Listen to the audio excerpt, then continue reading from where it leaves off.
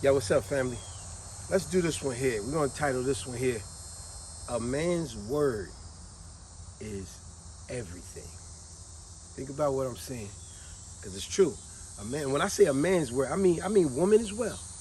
Men, mankind. A man's word is everything. And I don't care if we're talking about a person of money and status, or we talking about a middle class person, or we talking about a person of extreme poverty. A man's word is everything. Let me paint you a picture of what I mean by that. You know what I'm talking about. Someone ever gave you their word that they was going to do something, be somewhere, pick you up at a certain time, do what they say they're going to do, and then they don't do it. And you know what that does? That tends to lose their value in your eyes. In your eyes, they're making themselves lose value to you. Do you not agree? You get what I'm saying? Because a man's word is everything. Let me give you an prime example when I say it don't matter if you come from riches or poverty. Let's take extreme poverty. Let's take a homeless person living in a box under a bridge with a bunch of other people, right? And it tends to be the people that drive across the bridge, unfortunately, will look down on those people, right? But let's take Jacob here, right? Let's say Jacob here, he sleeps in a box next to all these other people, a whole bunch of people, right? But Jacob told Mary the following morning, he said, hey, Mary, listen, I'm going to go down to the community food bank and I'm going to get us some food, okay? And guess what? An hour later, he came back with the food. You know what that's going to do in Mary's eyes?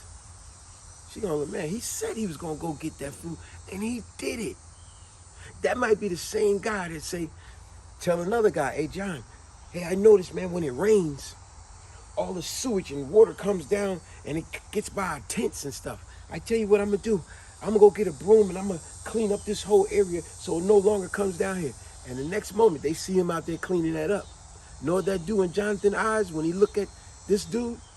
It's going to always go, it's going to have a level of respect for him.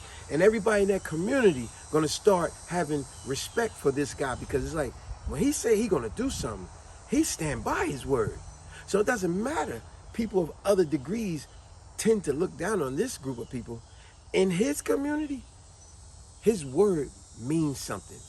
And that word is what gives him respect, because he stand by his word. You know what I'm saying?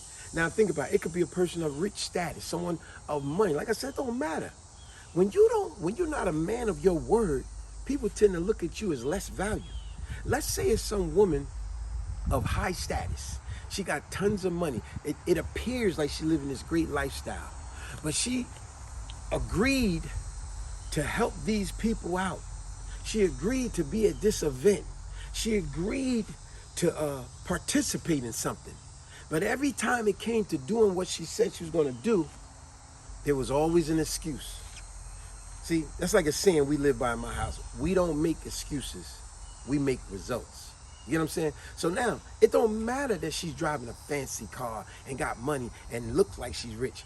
People would tend to start looking at her like, man, she give you her word, it means nothing. She ain't gonna stand by nothing. She tends to think she's better than somebody. Anytime she tells us she's gonna do something, she never do it. Or she always got an excuse why she didn't do it or why she's so late. She says she's gonna be here at this time and she showed up an hour late. You don't respect people like that.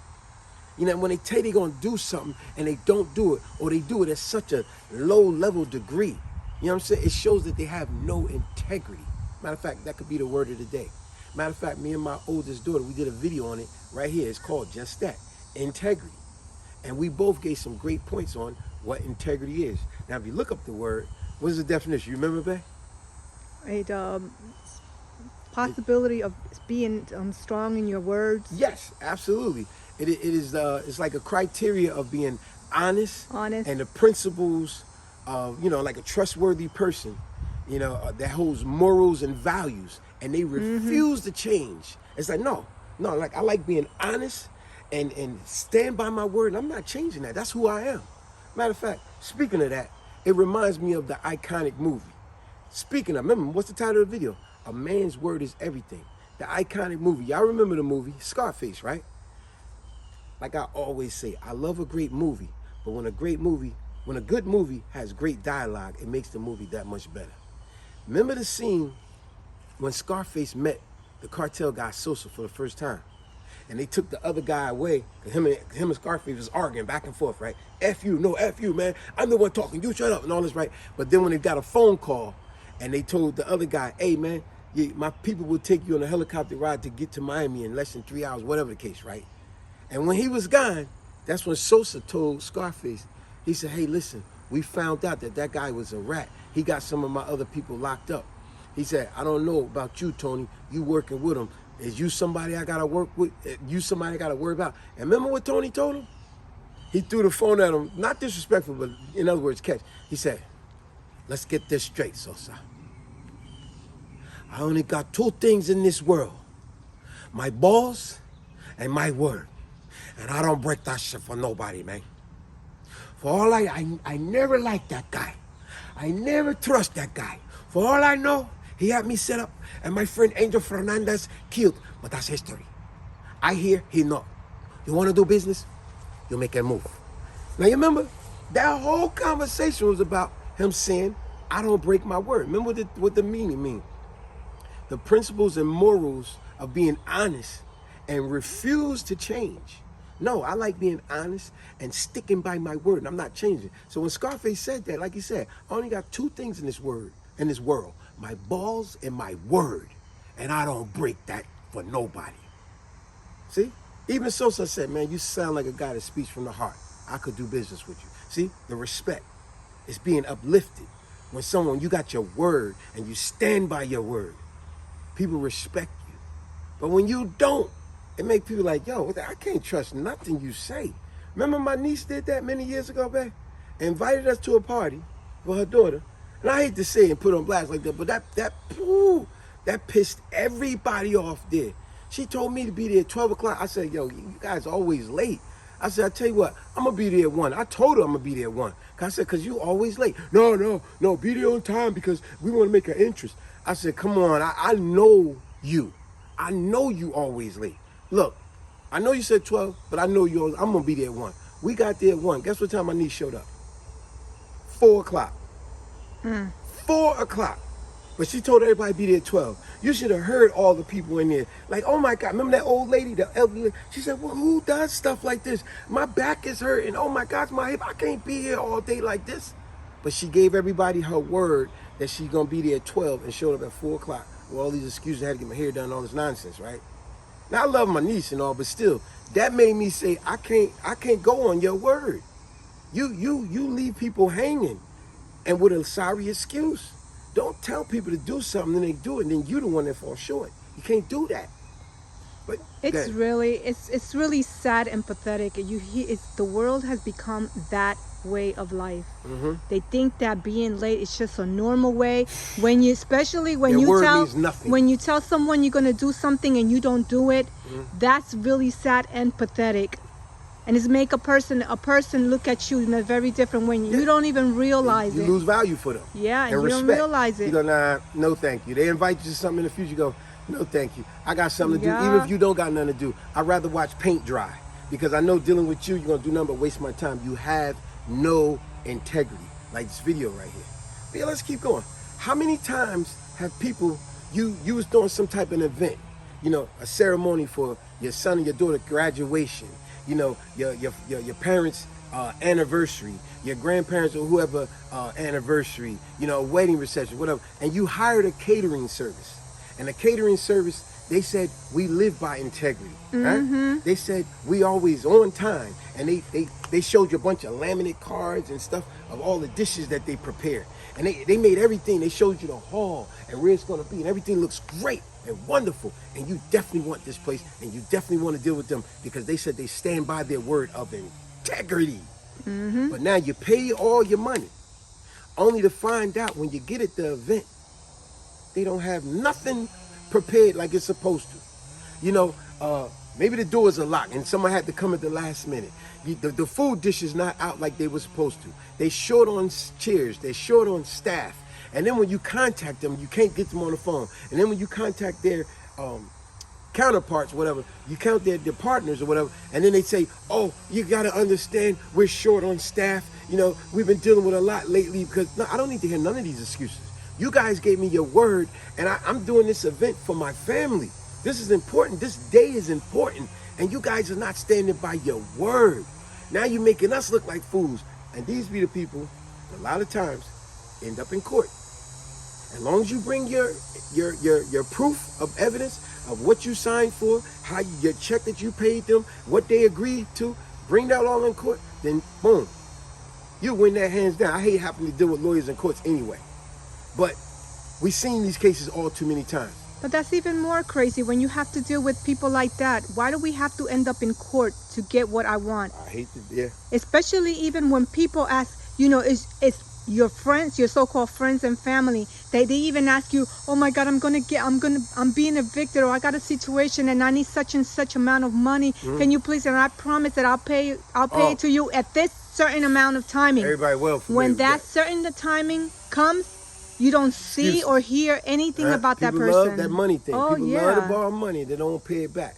You know, we lose family and friends over little bits of money because people give you their word. They don't pay it back, and they don't. And what that does, that make you lose value for that person. Respect. Sometimes it goes a lot worse than that if they're in that person's presence. But speaking of lawyers, now when I used to work for delivery companies, I'm telling you, I've seen lawyers at their worst and best, however you want to put it. However you think this story looked. For example, I used to deliver this, I'm going to just go with numerous lawyers, but I'm going to go with this one particular lawyer, right? Let's say lawyer Jacobs, right? I used to deliver all his personal documents all the time, every day. I got real cool with them, whereas I would chat with the reception all the time. You know how these lawyers do. They hire what's called eye candy. They hire a nice looking receptionist at the front desk. Don't know too much of anything. Just got a pretty face. That's why they call it eye candy, right? They hire her. And now, I remember delivering to this place, and I'm chatting with Jessica, let's say. I'm chatting with her, about last night's TV show that she's into. Small talk goes a long way. When you hold a lot of small talk, it makes people more comfortable around you. But with this lawyer, me and this lawyer, Jacobs, we used to talk all the time. We talk quite a bit about the game, about sometimes stuff that he could talk about, because he's like, hey man, I didn't know you was into law, this and that. No, I just like reading, that's what it is. But we would talk about certain things that he could that wasn't too personal when it came to law. We'd talk about the game. We'd talk about many things. I actually had a rapport with this guy and the receptions and some of the other staff. I've actually had lunch with this guy on multiple occasions with his staff. Holidays, I sat with them. But watch this. I remember going to his office on many occasions where I'm talking with Jessica, and next thing you know, the phone rings. She's like, oh, hold on a second, Spink. And she's like, oh, how you doing, Mrs. Brown? Yes, Mrs. Brown. Oh, you need Jacobs? Okay, listen, let me contact him. She puts her on hold, Miss Brown on hold. Call Mr. Jacobson. He comes to the front and go, hey, how you doing, Spinks? What's going on? Hey, Mr. Jacobson, got Mrs. Brown on the line. She said this is her third time calling today, and she said it's very important that she speak to you. No, Mr. Jacobson, tell the Jessica right in front of me. Tell her that I'm in court and I won't be out until later this afternoon, and I'll contact her then. Yeah, but Mrs. Brown said it's very important. This is her third time, Mr. Jacobs. Yeah, just look, Jessica, tell her I'm in court. There's no way I can contact her anyway. I'm in court right now. And I'm standing right there like, yo, you see how his word don't mean nothing.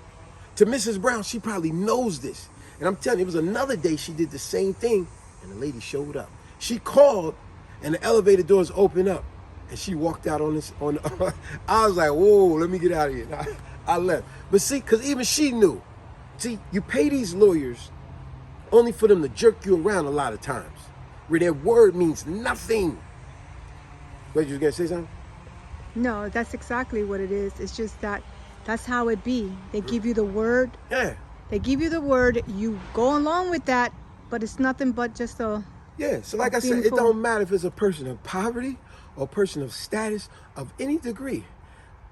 A man's word, meaning man or woman, a mankind, a man's word is everything. When you don't keep your word, like the word integrity, when you don't keep your word, it tends to make people lose respect for you. But when you do keep your word, people gain even more higher respect for you. So what I would say to anybody in closing, be a person of your word. Don't tell somebody one thing, but then you do something totally different. And then now you want to tell them all these excuses why you didn't do what you said you was going to do. I'm like your boy said, I only got two things in this world. My boss and my word. And I don't break that for nobody, man. All I know, he had me set up, had my friend Angel Fernandez killed, but that's history. I'm here, he's not. Be a person of your word. Peace.